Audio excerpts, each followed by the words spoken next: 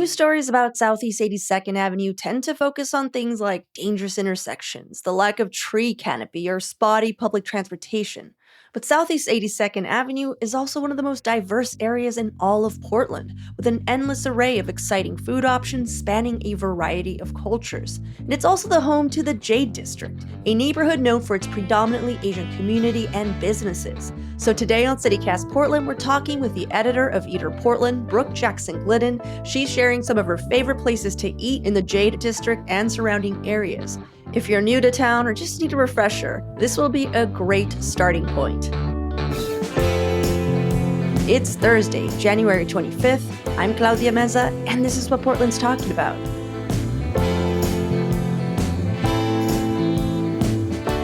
So let's touch on the history of the area, because the Jade District wasn't always the Jade District. Yeah. I remember I was here when the rebrand happened.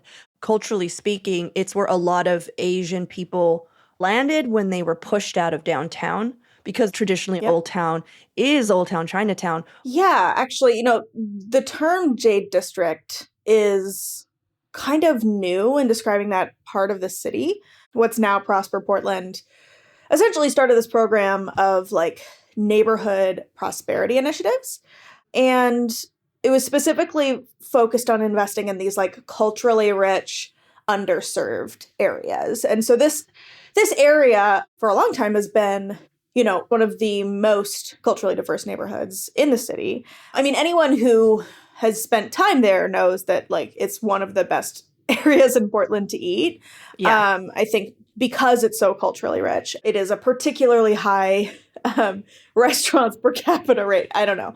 It's a really fun area to eat in. Yeah. Whenever you hear the word revitalization or redevelopment, the word gentrification also comes into your head. I mean, it should. Totally. I feel like this is the only project that I know of where it actually was for the benefit of the people who live there.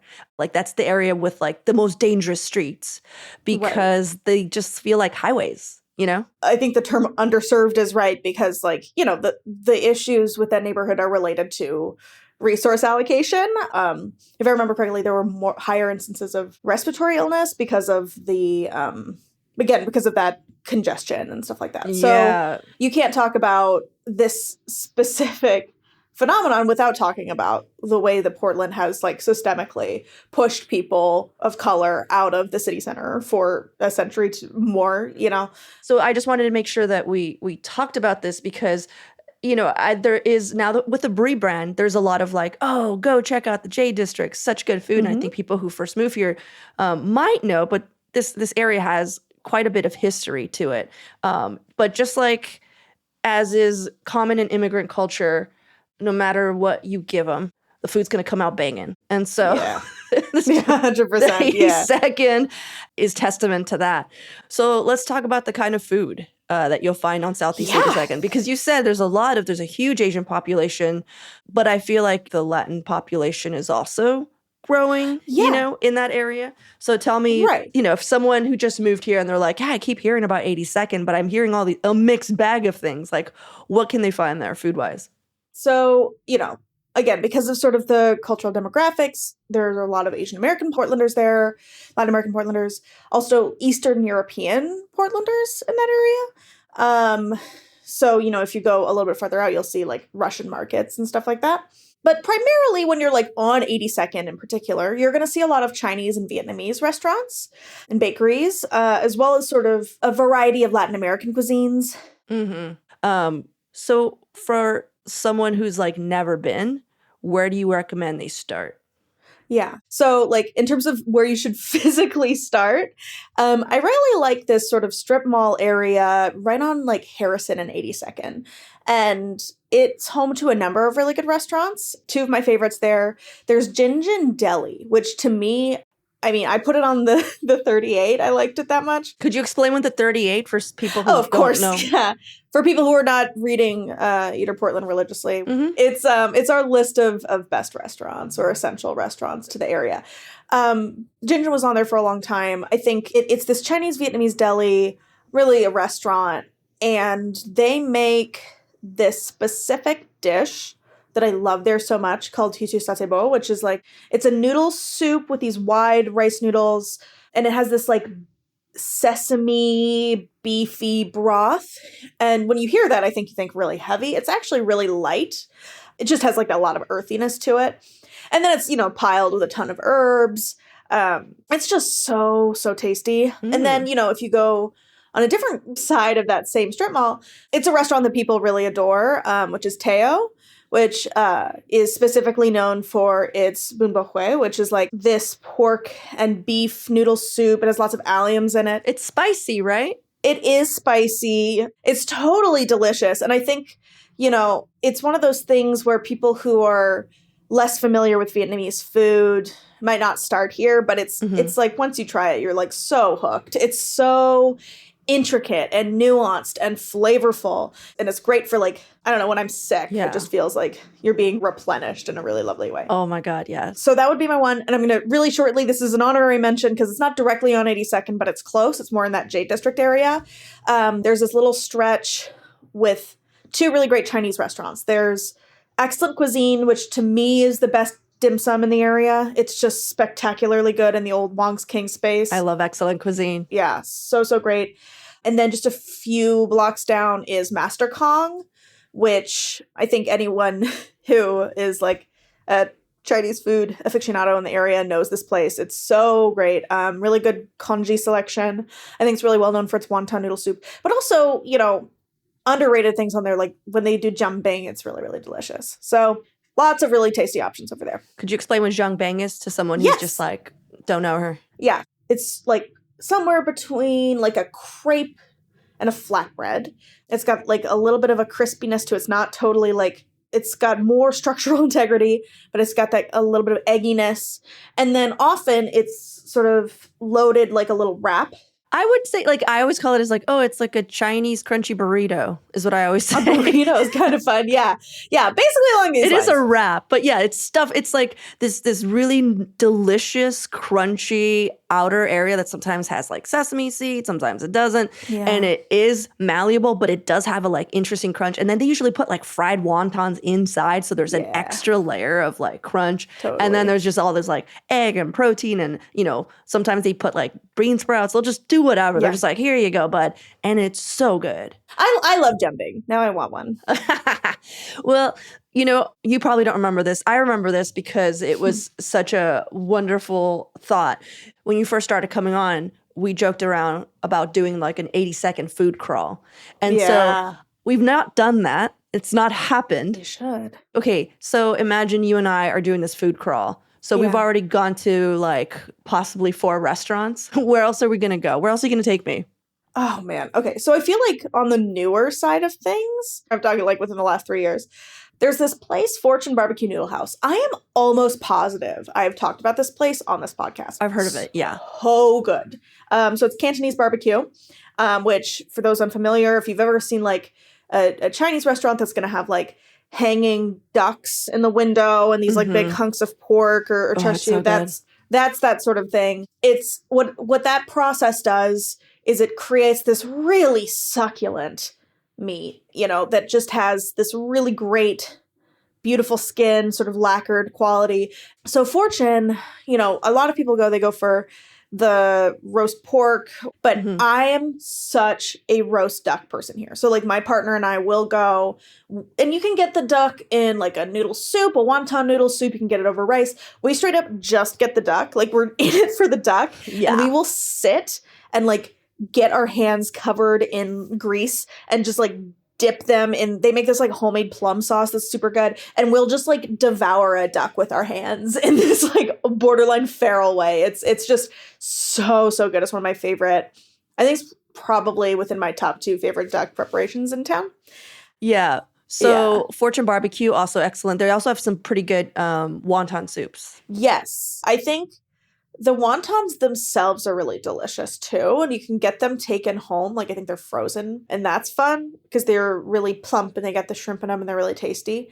I think they open at 11, and it's so worth it to go right when they open. And the broth is like the steam hits you. It's like an ultimate if you wake up late, a perfect way to wake up. All right, well, let's take a quick break here, and when we come back, more of Brooke's restaurant picks in the Jade District.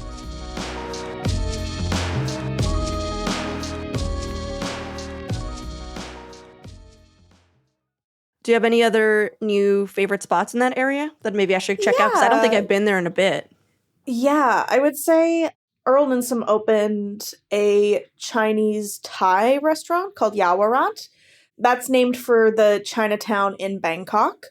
And for those who are unfamiliar with this specific cuisine, this Chinese Thai cuisine, it's a really lovely introduction.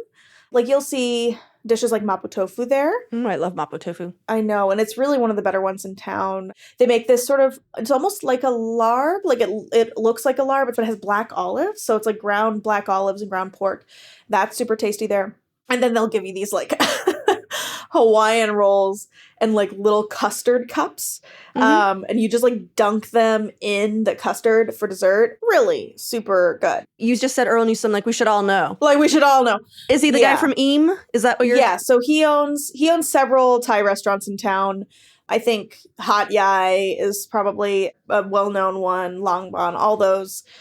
Typically focuses on these like hyper-regional Thai cuisines. This is specific to like this Chinese Thai population in Bangkok. Interesting. And what was the name of the restaurant again? It's Yawarat. So it's Yaowarat. Yeah.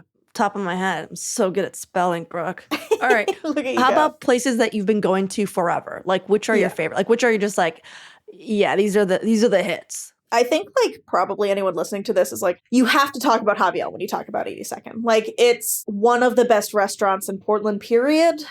The only reason it's not on R38 is because its sibling restaurant Rose Viel is. Which is interesting. Because yeah, Javiel came first. Yeah.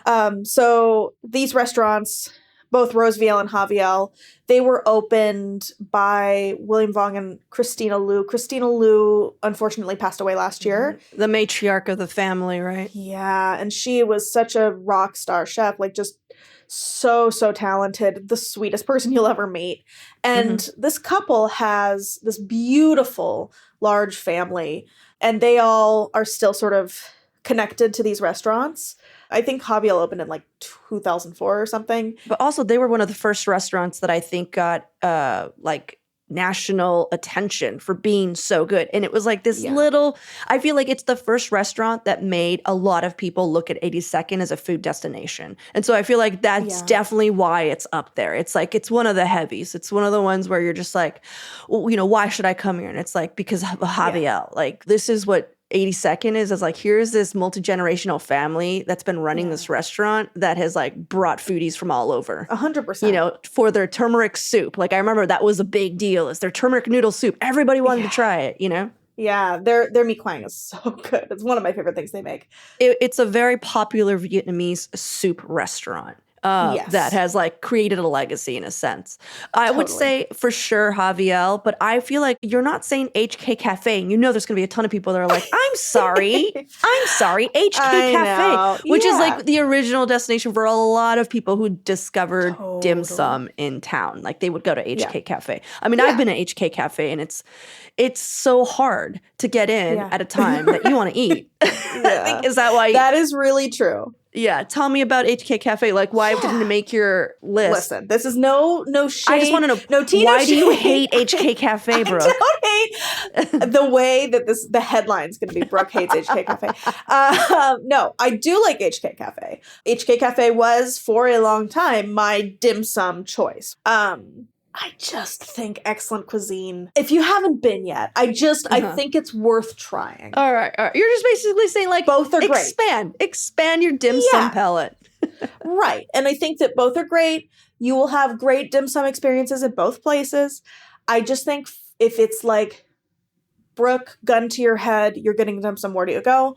Excellent Cuisine is probably the first name that's going to come to mind. Violent dim sum proposition, but yeah. I know. But Excellent Cuisine is your spot. It would be my spot for dim sum. Yeah. Well, if you're new to town, and I feel like whenever you hear us talk about 82nd on the show, we talk a lot about its infrastructure.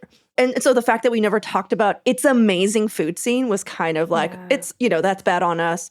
But the Chinese Lunar Year is landing on February 10th this year. Do you know if there will be any celebrations in the Jade District? Because I know there usually is. I feel like they usually have some night markets or lantern lightings or any word on activities. I couldn't find any. Yeah, I haven't found anything yet this year. I'm going to keep an eye on Apano, and I'm going to keep an eye out just to see. At the very least, you can probably get a lot of mooncakes up and down that area. I know every year the Lansu Chinese Gardens always does a ton of programming, which is not on 82nd. It's in Old Town. It's OG Chinatown. And if you have not been, please go. I know it's I know a lot of people feel sketched out about going to Old Town or whatever. We get it. But like Lansu is just a place you need to support because it's so beautiful. They have these sometimes at night, they'll open it up, lanterns everywhere. It's just gorgeous. And I just feel like the pandemic robbed a lot of momentum from them because they were really establishing themselves again as this cultural center. And so I feel like if we could support, that would be awesome. I know this is all about 82nd, but we got to go to the OG. Little shout out. I think, just in general, the Jade District has a website that specifically is for a lot of the businesses in that area. Which also, if you're like, oh man, I am looking for, I don't know, mooncakes or whatever. They have this business directory that I use all the time, which is great if you're trying to find new restaurants and stuff to explore around there beyond what we've talked about. And it's really rare that I'll be like, let me recommend basically a Chamber of Commerce kind of website. Yeah. But I really do think it's a really strong directory for people who are looking for new things to try in that area. Yeah, and we'll link it to our show notes. They also have an Instagram in case you're curious, in case you want to see pictures. But we'll definitely have to do this again. This chat on 82nd, and then this time focus on the growing Latin American food scene. Oh my gosh. Yeah, I mean, there are some next level really good burritos out there. And also Guatemalan food, when I'm craving Guatemalan tamales. You got to go out there. So next time. Also, we should do one on Old Town. There are a ton of places that people don't think about. Let's go. I think that's a great idea. Could we physically do it though? Could we finally have our food crawl? Literally anytime. Pick a day. I'm there.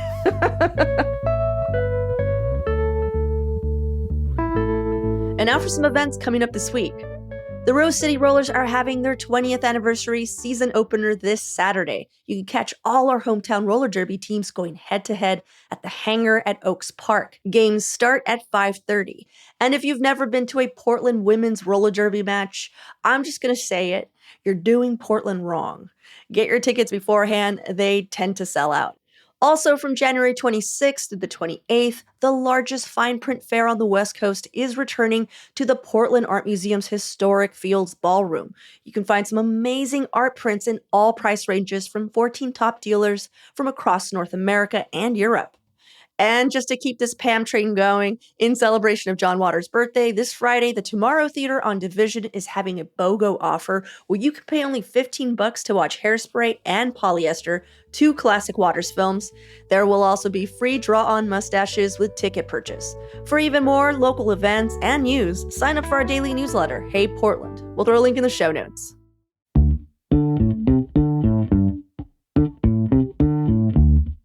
Before we head out, I wanted to let you know that we are putting together an advice-style episode and are asking for problems or dilemmas, concerns you might have, and it could be about anything really, city-related or not.